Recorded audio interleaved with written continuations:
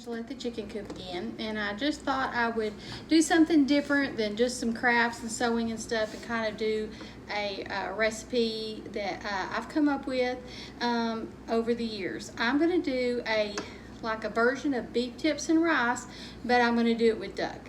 My son and my husband and my son-in-law are all big duck hunters, so we have plenty of ducks in our household to use and to eat on. And so I did not grow up with people hunting, but I've been married into this for 34 years now, so I've been around it a while. And I mean, they are avid duck hunters, like Duck Commander, avid. That's the way they are, all of them. So like I said, we have plenty, and my son and my husband and my son-in-law are good shots, so we have plenty. So, but this is a recipe. It's like beef tips and rice, but it's with ducks. So I'm going to show y'all exactly what I do and how I've come up with this recipe. Now, usually the guys do all the cooking of the ducks. They like to grill them and wrap them in bacon and jalapenos and all that kind of stuff. That's another recipe for another day, but this is what I've come up with. Now, a duck is a very red meat. And what usually causes people to not like duck is that it's very gamey. But most of the time, I will tell you, and I know people say this all the time, but when they've eaten the duck that we have cooked, they are really shocked. They really don't realize it is duck. The second thing is duck is because it's a game bird, it's shot with shot. So there can be pieces of shot in it that you have to be careful about when you're cooking it and when you're eating it. Some of the things that we do to take precautions of that, my son actually he does metal detecting, and he actually takes his metal detector wand and runs over the ducks when we're cleaning them to make sure that we get all the shot out of them. So that's been really helpful and really handy. So when they clean the ducks and bring them in, that's one of the things he and I do together, is go over all the pieces of the duck and get it prepared, and we usually shrink wrap it. So, but when it is a red meat, so what is probably usually the thing that causes most people to not like duck is because it's very red, and the blood is what makes it taste gamey. So I'm going to I've got some duck in here in the bowl that I've thawed out, and I'm going to show you what I'm talking about is how red a meat it is. And then I'm going to wash it and rinse it, and then I'm going to come back and show you how much different it looks after we have rinsed a lot of that blood out of the duck. Okay, all right, so this is the meat. It is very red, very rich and dark. Okay, so I'm gonna go rinse this off, and then I'll come back and let y'all look and see exactly what the changes are for that. Okay, so I'll be back in just a minute. Okay, so I just wanted to make a correction, and you'll see it in this next clip. I keep calling these duck breasts chicken breasts, but they're duck breasts, folks. So I noticed that when I was editing my video, so I just wanted to clarify that these are duck breasts and not chicken. Okay, so I'm back again, and I'm gonna show you what I'm doing, okay? So here is 1/2 of a chicken breast, okay? And this is the tenderloin, just like you would have a tenderloin in a beef, okay? So here is a chicken breast. That's a pretty average size. Sometimes they can be bigger, sometimes they'll be a little bit smaller. And so what I'm going to show you is that this is you just take it and you go in and out of the meat with it. And that will really tenderize this chicken breast. And it's really good because, sometimes when you tenderize some meat, you're pounding on it and everything, and you get blood splatter everywhere, and it's just a big old huge mess. And this is so nice because it just presses right into the meat, and there's no really any mess or anything with it. So that's what's really good about it. I'm going to flip it over, kind of do the same thing. Don't have to do as much because you've already done it from the top side. But if there's any kind of little tendons or anything like this on this back side of this wing, which there are kind of right here on this edge, it helps with that. Okay, so here's my chicken breast. All right, so I'm just going to slice these up into some small, thin little strips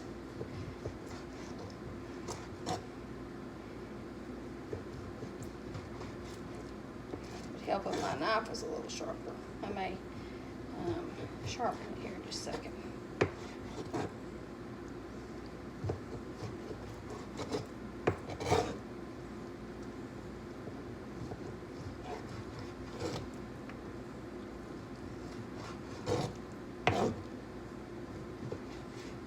Okay, so as you can see, my chicken breast, the duck breast, I'm just slicing it up. And see, it's a really dark meat. It's very rich, okay? All right, so I'm gonna do the rest of these chicken breasts and then we'll come back to the next step, okay? Okay, so I'm back and I've cut up the rest of the duck and rinsed it again, actually. And 2 points that my son wanted me to make sure that I talked to you about. Number one, usually we just use the duck breast, but every once in a while we will keep a little duck leg. So this is a duck leg.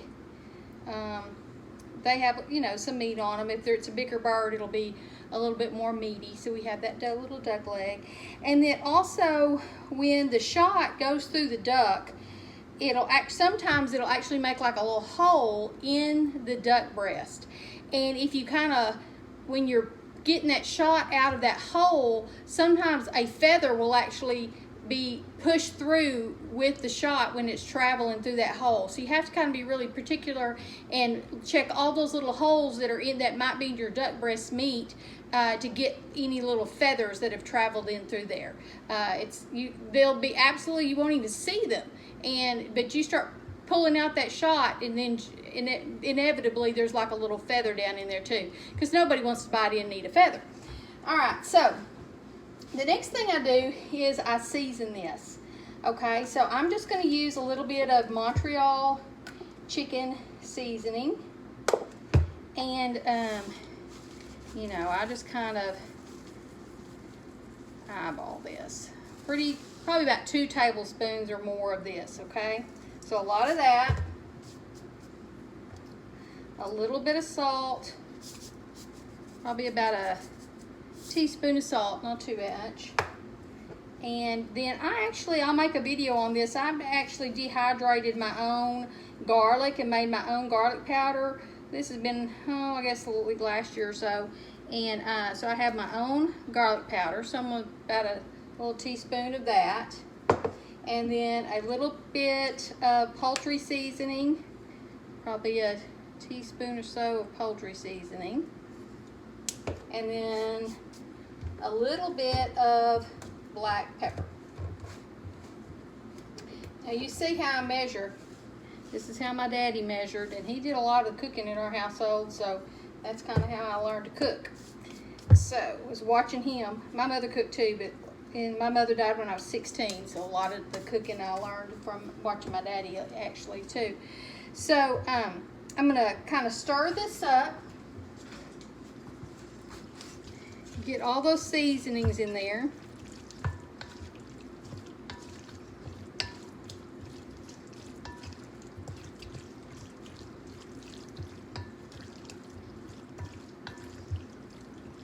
Okay, that's pretty good. Now, I'm going to put a little flour in here and kind of coat these pieces of duck with some flour.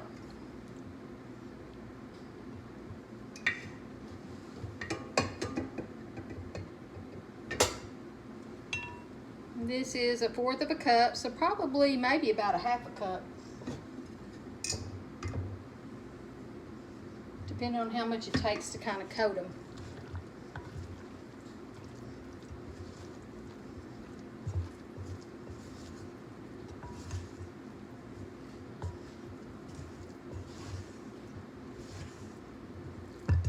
You see, they're kind of just breaded pieces of meat. Try to do that. Maybe just a little bit more.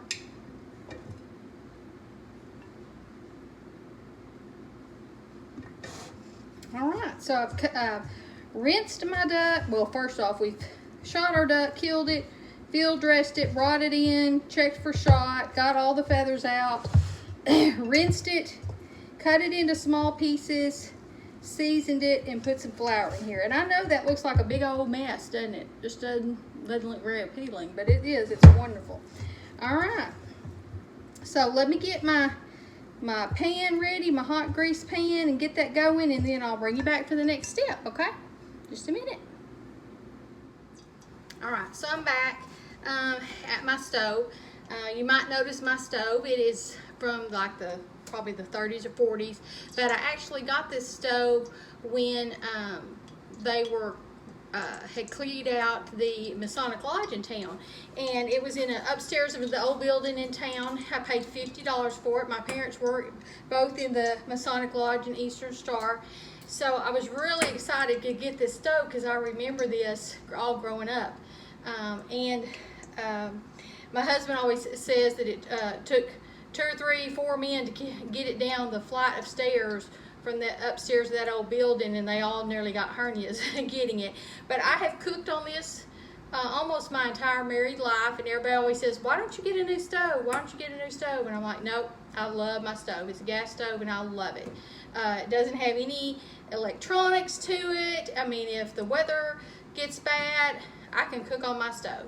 So I don't have to have electricity to turn my oven on or turn my stove on. So I love it. So what I have here is I have my pan, and let me kind of adjust this a little bit. And I have some bacon grease in the bottom of this. Now, whatever Southern woman saves bacon grease, and so I'm a typical Southern woman. So I have some bacon grease in here. And I've used other grease before, like just vegetable or whatever, olive oil. But the bacon grease adds another texture and other flavor to it that those others do not have. So I'm going to put this meat in here and start browning it in my Dutch oven.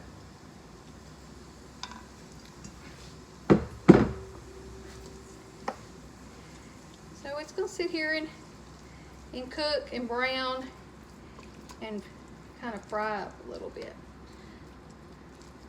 So we'll let this get started, and then that flour that's coated on this meat will kind of make like a little gravy in here. Now, ideally when I'm cooking this, what I really like to do, but I do not have it today, is I like to cook like leg quarters, thighs, or chicken breasts, and I do that a lot of time at our potluck for our church. Put a lot of them in a roaster and roast them with that chicken seasoning, Montreal chicken seasoning over them, and just roast them. And then all that juice and everything that comes off of that chicken, I save it. That is gold. That's liquid gold right there, folks. And I mean, you talk about some good stuff. It is really good.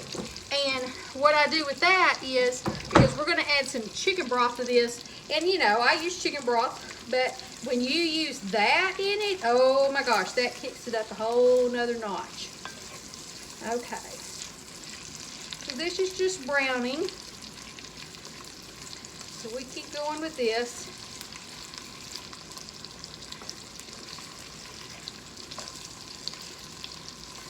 So let me get this all browned, and then I'll come back to you and let you know let's show you kind of what it looks like, okay? So I'll be back in a minute.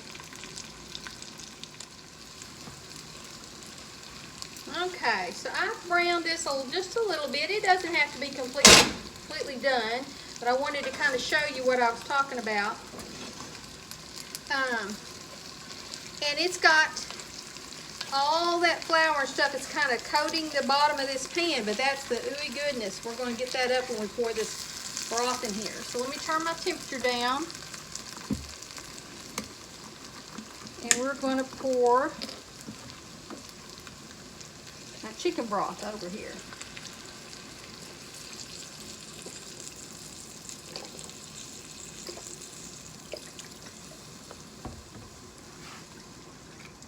So that's about a half of a box for right now. But I'm going to kind of use it. I'm going to get all that goodness off, scraping all those flour bits off the bottom of my pan. That's the goodness right down there, folks. So I'm kind of scraping that off. That's not burned, it's just cooked and adhered. If it was burnt, you wouldn't want to do that. But this is just old-timey cooking right here, folks. But it is lip-larping, as my husband would say. And my son likes it too, and my son is an extremely picky eater. So,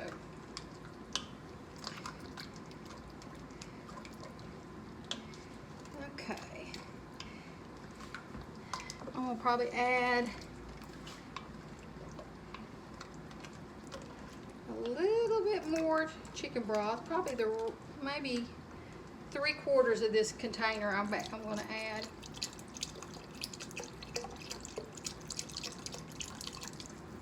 Yeah, about 3/4. And I'll add 1 can of mushroom soup.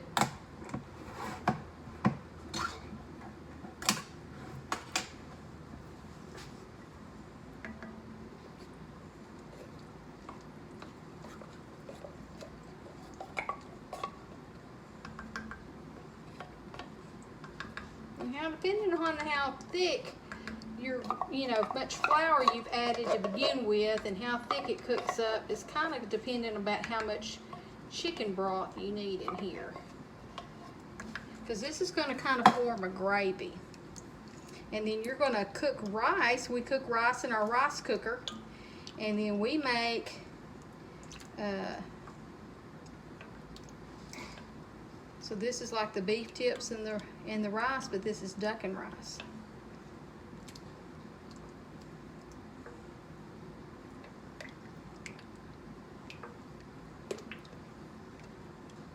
So kind of stir all that in. I've gotten all those little bits off the bottom of my pan. Don't have any more of that there. So that's all that goodness is up into this juice, okay?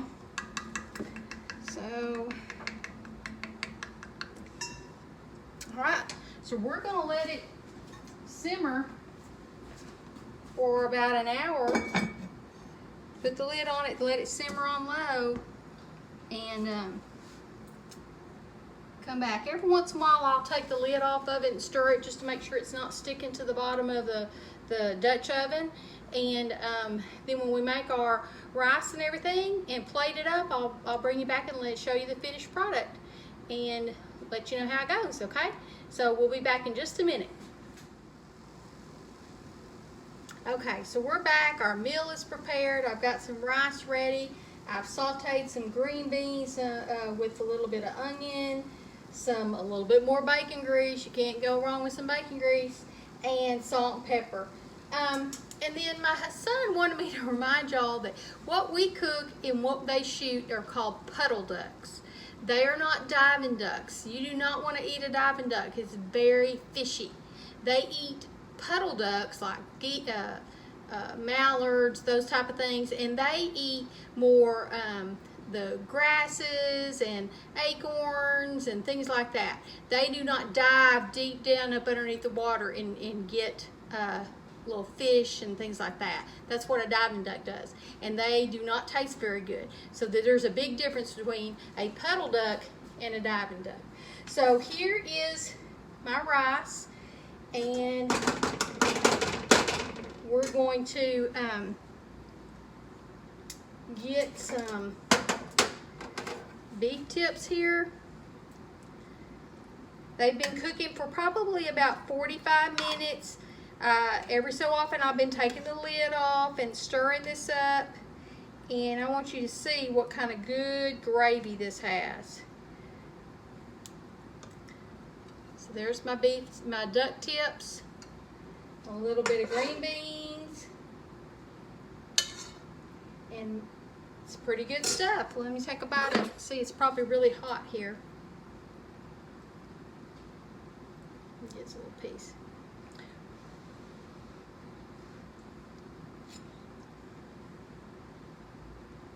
Really good. Really tender. It's great over this rice.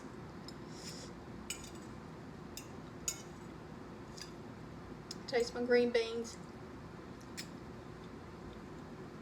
Really good. So this is just a very homesteady meal because my boys are duck hunters. Just wanted to give y'all some interesting recipes on cooking wild game.